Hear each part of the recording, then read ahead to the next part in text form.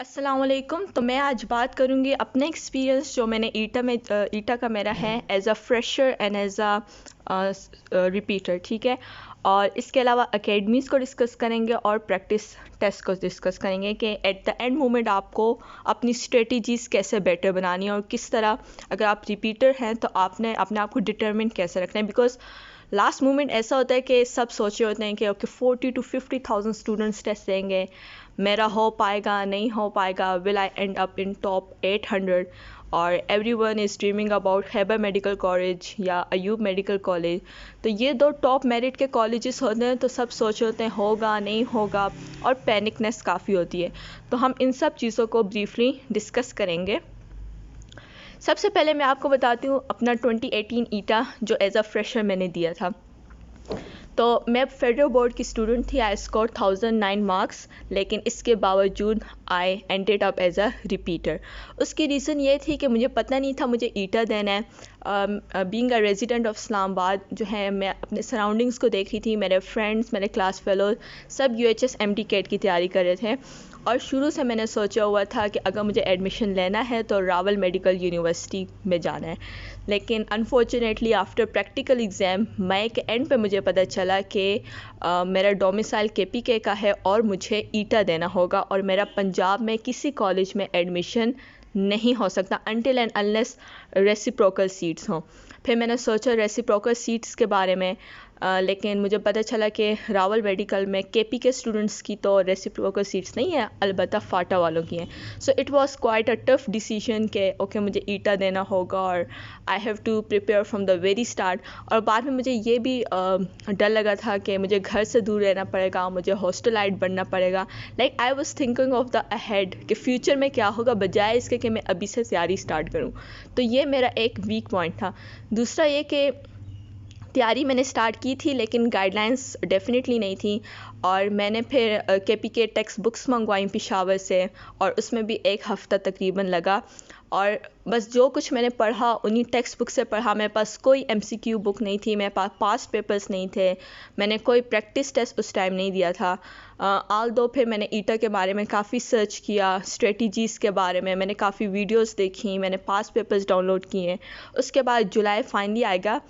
लेकिन जुलाई में ये हुआ कि जब टेस्ट देने के लिए मैं जा रही थी तो मेरे सेकेंड ईयर बायो के आलमोस्ट आधे से ज़्यादा चैप्टर्स मेरे रहते थे, और मुझे उसकी काफ़ी टेंशन थी कि कैसे होगा कैसे नहीं होगा, बिकॉज उन चैप्टर्स में से काफ़ी हाई वेटेज MCQs आते हैं।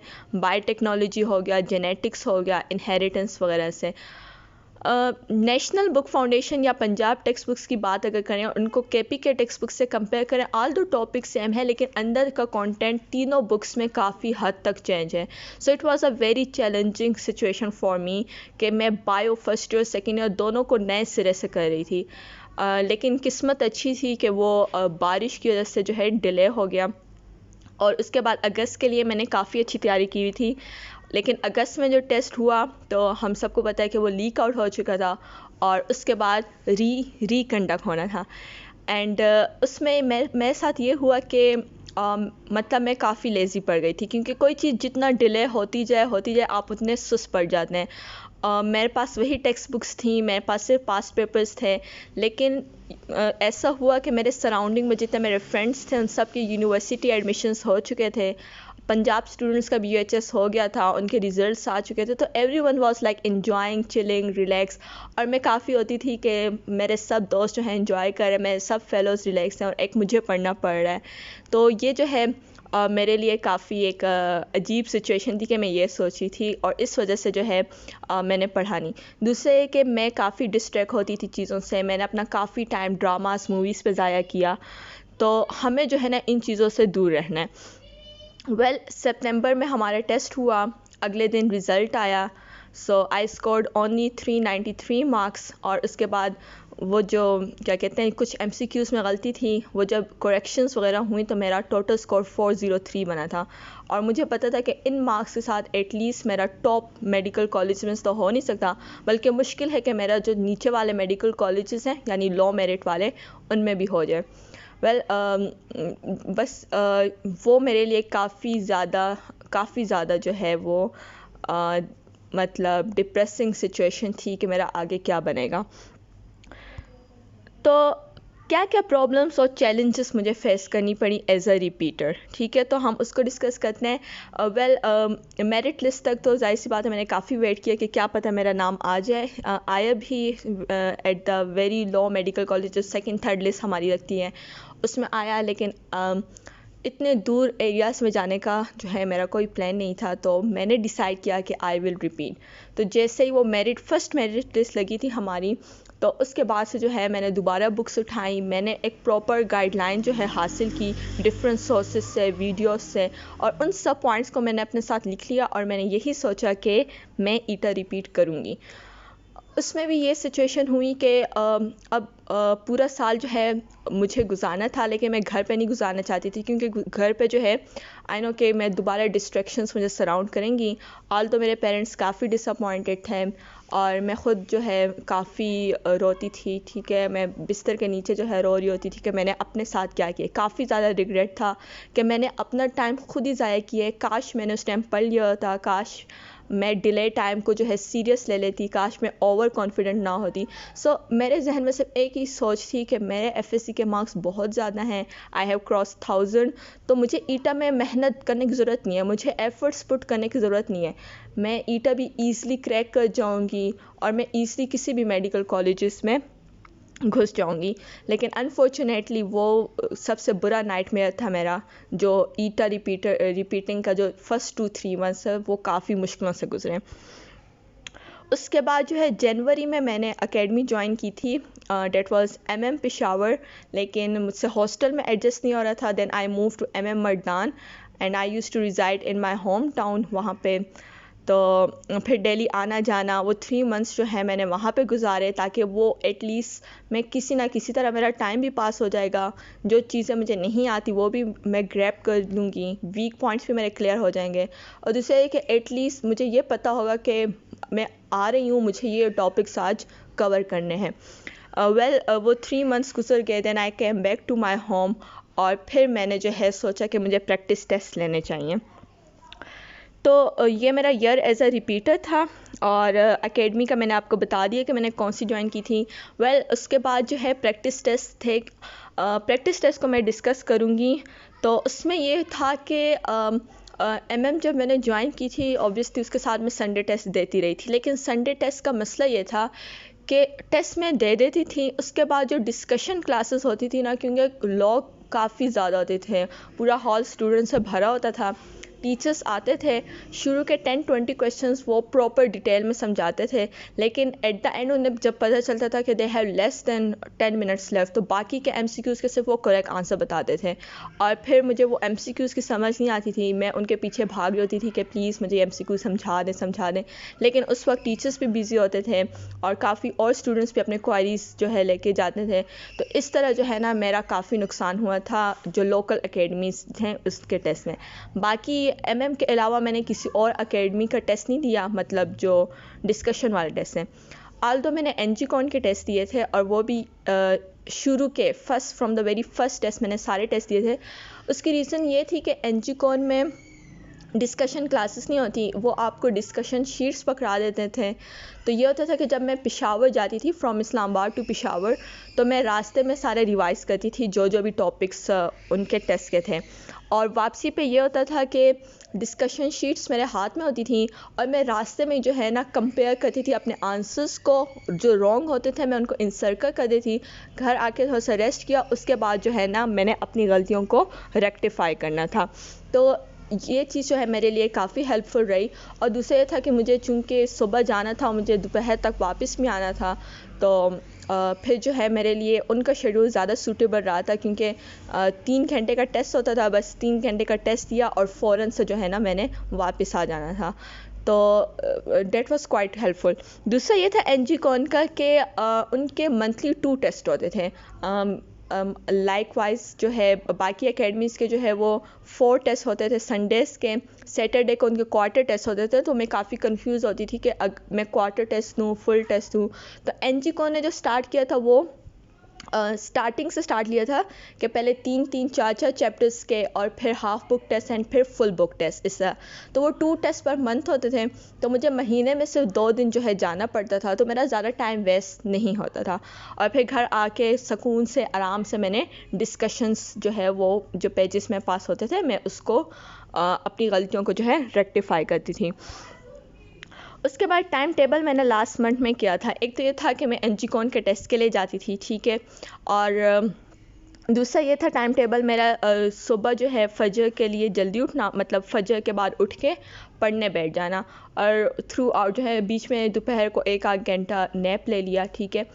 बायो के लिए जो बेस्ट स्ट्रेटजी मुझे लगी थी ना, ये भी मुझे मेरे एक सीनियर हैं उन्होंने बताई थी, और वो भी मुझे जो है मतलब वो सेकेंड ईयर केएमसी के स्टूडेंट हैं, और उनसे मैंने जब डिस्कस किया कि मुझे थोड़ा सा गाइड करें, तो उन्होंने मुझे बताया था कि उनकी स्ट्रेटजी ये थी कि वो हर नमाज के बाद जो है बायो के 1 या 2 चैप्टर्स पढ़ते थे। तो इस तरह होता था कि बायो उनकी ऑटोमेटिकली कवर हो जाती थी। अब बायो को करना कैसे होता था कि बायो में हमें पता मोस्टली चीज़ें मेमोराइज करनी होती हैं, ठीक है। आपको एक एक फैक्ट, एक एक फिगर, एक एक लाइन आपको आपके जहन में रिटेन रहना चाहिए। तो इसके लिए ये था कि जैसे हम कुरान पाक पढ़ते हैं, ठीक है, अगर फॉर एग्जांपल एक हाफिज़ कुरान है और वो कोई सूरत याद करे या कोई सिपारे याद करे, तो वो उस सूरत को जो है बार बार पढ़ेगा, ठीक है, बार बार पढ़ेगा।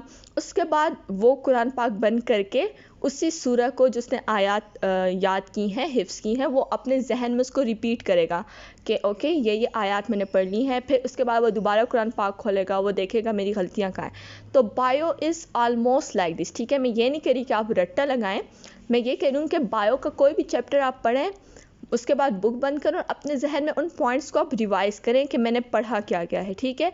और जहाँ कोई फैक्ट्स फिगर आए, फॉर एग्जांपल अगर बैक्टीरिया है तो वो कौन कौन से स्पोरेंस को रिलीज़ करता है, तो ये चीज़ें ना आपके जहन में होनी चाहिए। या फलाना एंटीबायोटिक है तो वो किस चीज़ को क्योर करता है। तो इस तरह जो है आपकी जो मेमोरी है वो स्ट्रॉन्ग होती जाती है। केमिस्ट्री के लिए मेरा ये था कि फ़र्स्ट ईयर काफ़ी कॉन्सेप्चुअल थी, तो चैप्टर में पढ़ती थी, उसके बाद एमसीक्यूज़ प्रैक्टिस, और बस मोस्ट फोकस जो है मेरा वो एमसीक्यूज़ प्रैक्टिस पर था।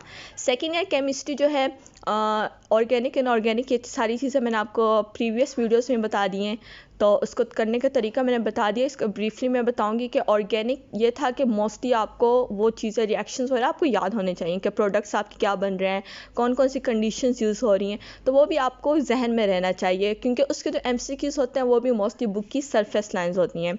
इसी तरह जो एनवायरमेंटल इंडस्ट्रियल केमिस्ट्रीज़ हो गई, ठीक है, एनालिटिकल तो सी कॉन्सेप्चुअल है, और बाकी जो चैप्टर्स हैं वो आपको बार रीड करने पड़ते हैं। फ़िज़िक्स जो है उसने काफ़ी टफ़ टाइम दिया था। वो फ़िज़िक्स से जो है सारे प्री मेडिकल के स्टूडेंट्स काफ़ी भागते हैं, तो ये सिचुएशन मेरे साथ थी। फर्स्ट ईयर फ़िज़िक्स मुझे काफ़ी इजी लगी पर्सनली, लेकिन सेकेंड ईयर मेरे कॉन्सेप्ट इलेक्ट्रिसिटी मैग्नेटिज़म में बहुत वीक थे। क्योंकि एज अ रिपीटर मेरे पास टाइम काफ़ी था, तो मैंने यूट्यूब पर काफ़ी वीडियोस देखी थी, जिस तरह फ़िज़िक्स वाला की हो गई, या इस तरह इंडियन यूट्यूब चैनल्स जो है वो काफ़ी बेस्ट होते हैं, लेकिन वो बहुत ज़्यादा डिटेल में पढ़ाते हैं। अगर आप रिपीटर हैं और आपने एज अ रिपीटर वीडियोस को शुरू में डेज में देखा है तो वेल एंड गुड, लेकिन अगर आप लोग अभी देखना चाहें, कोई टॉपिक आपको नहीं आ रहा, तो आई वुड सजेस्ट कि जो टॉपिक आपके बुक में है जितनी डिटेल है उतनी डिटेल तक आप फ़िज़िक्स वाला या कोई भी इंडियन यूट्यूब चैनल है तो उसकी वीडियोस देखें। अभी आपके पास इतना टाइम नहीं है कि आप डेप्थ में जाएं और आप उन चीज़ों पे टाइम वेस्ट करें, क्योंकि ईटम में क्या होता है कि जो टॉपिक्स आपकी बुक में है ना, एमसीक्यूज़ उससे रेलेवेंट आते हैं। तो जो मुश्किल होगा, जो आसान होगा, जिस किस्म के एमसीक्यूज़ हैं वो आपको अंदाज़ा पास पेपर से हो जाता है। अदरवाइज़ आपके पास जीनियस है, चैम्पियंस है, आपके पास एकेडमीज़ की बुक्स हैं, आपके पास प्रैक्टिस टेस्ट होंगे, ठीक है, एनजीकॉन के हो गए या किसी भी एकेडमी के हो गए, तो वो आपके लिए काफ़ी हेल्पफुल रहेंगे। उसके अलावा एक्स्ट्रा नॉलेज की तरफ अभी आप लोग बिल्कुल ना जाएं, ठीक है। इंग्लिश जो है, इंग्लिश मैंने एक आर्टिकल में भी डिस्कस किया था। इंग्लिश में आपके बेसिक्स काफ़ी स्ट्रॉन्ग होने चाहिए, क्योंकि इंग्लिश जो है लैंग्वेज है, इसमें हमने चीज़ें याद नहीं करनी होती, आपको रूल्स आने चाहिए ग्रामर के। अगर आपको लगता है कि आपके टीचर्स ने जो है आपको ज़्यादा बेहतर तरीके से ग्रामर कराए हैं ड्यूरिंग एलिमेंट्री और सेकेंडरी स्कूल्स, तो वेल एंड गुड। नहीं तो आपने क्या करना है, रन एंड वाटर मुझे बेस्ट लगी थी, तो जो टॉपिक्स मुझे समझ नहीं आते थे मैं वहाँ से खोल के देख लेती थी। नहीं तो आप कोई भी जो है शॉर्ट नोट्स यूज़ कर सकते हैं, आप अपने एफएस के नोट्स यूज़ कर सकते हैं, एकेडमी नोट्स यूज़ कर सकते हैं। प्रेपोजिशन में मोस्टली स्टूडेंट्स मार खाते हैं, प्रेपोजिशंस में मैं भी मार खा जाती थी, इवन ईटा में भी मेरे काफ़ी गलत हुए थे। तो उसके लिए बेस्ट है कि आप जो है रोज़ाना रात को सोने से पहले 10 मिनट्स, सिर्फ 10 मिनट्स आप प्रेपोजिशंस प्रैक्टिस को दें, एमसीक्यूज़ की।